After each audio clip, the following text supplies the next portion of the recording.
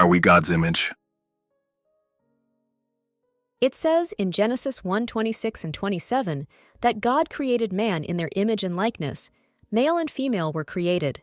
And this is a very well-known passage among most people who in one way or another have had access to that information regarding the creation of man. It is also very common for many people to know the names Adam and Eve and to have the concept that they were the first human beings. But the point to which we want to draw your attention is, did God create all the people in the world? In these verses, we find that the word image is constantly repeated throughout the passage. Let's see what it means. Image has its origin in the Latin imago and can be used to describe the figure, representation, likeness, aspect, or appearance of a certain thing.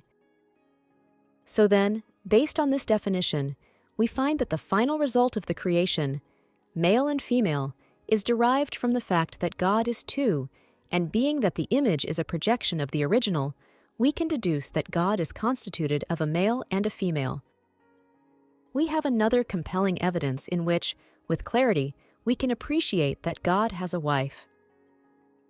When reading in 1 Corinthians 11:3, the male is the head of the female, that is, God is the head of Christ, we find a very clear statement regarding the perfect order that is established about God's creation, but we must also not forget that this is an image whose origin is actually God. Therefore, if God the Father is the head of Christ, it is because Christ is a woman. God the Father and Mother create man in their image and likeness, and God the Father, Melquisedec, is the head of God the Mother, MelquisedecLisbet, since she is the image and likeness of the invisible God of eternal holiness.